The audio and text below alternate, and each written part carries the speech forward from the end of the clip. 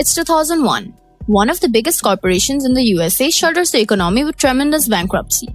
Enron Corporation, a company with a share price of $90.75, employing more than 20,000 employees, collapses overnight with a share price of less than $1. So, how did the most promising company in the United States of America go bankrupt in a year?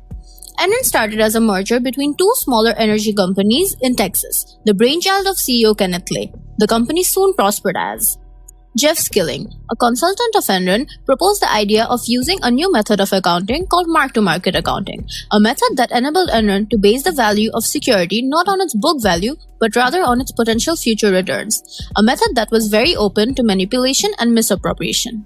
However, despite their rise, due to bad decisions and failed projects, Enron's business was really in decline. At its peak, Enron was under a debt of $30 billion. How was this even possible? This is the part where a man named Andy Fasto, the longtime CFO, comes into the picture. He manipulated the accounts in an illegal form and forged several limited liability companies or special purpose entities which served the purpose of soaking up the debts of Enron. Enron used off-balance sheet special purpose vehicles to deceive its investors and creditors. This created the facade of a booming company, whereas the reality was a massive fraud, which came crashing down in 2001. How did the downfall start? In the middle of 2001, investors started losing confidence in Enron. Their stock prices started to decline, followed by the resignation of Jeff Skilling in August, causing the regulatory bodies to be suspicious. All hell broke loose in October, after Andy Fasto was fired. Enron's position started to crumble down when Sharon Watkins, vice president of Enron, acted as a whistleblower. With their share price declining steadily, the Securities Exchange Commission finally started investigating Enron in several major areas. At last, on the 2nd of December 2001, Enron was declared bankrupt. What was the overall impact of the bankruptcy? It was a massive loss, totaling to $591 million and a debt of $628 million. Enron paid $21.7 billion to creditors, and its shareholders lost a total of $74 billion.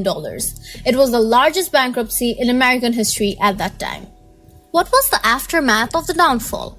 The aftermath of Enron's collapse was pervasive. 20,000 employees lost their jobs and medical insurance. The employees lost $1.2 billion in retirement funds, and the retirees lost $2 billion in pension funds. So, the question arises, what happened to the people behind the scandal? On December 25, 2002, Enron executive J. Clifford Baxter committed suicide amongst mounting public hatred for Enron. Jeff Skilling was found guilty of wire fraud and insider trading, earning him 24 years and 4 months in prison. Andy Fasto pleaded guilty to 2 charges of conspiracy and was sentenced to 10 years. In total, there were 15 guilty pleas, 6 convictions, and 1 acquittal. As of today, many of the people responsible are out of prison. The top executives walked away with millions in severance packages, but the employees lost their only sources of income. Enron was one of the biggest auditing failures in history. Its auditor, America's oldest accounting firm, Arthur Andersen, was convicted for being an accomplice of Enron. In reaction to the appalling display of unethical accounting practices and the subsequent WorldCom scandal, the United States Congress and Senate enacted the Sarbanes-Oxley Act of 2002. To oversee the accounting industry, the Public Company Accounting Oversight Board, PCAOB, was created under this act.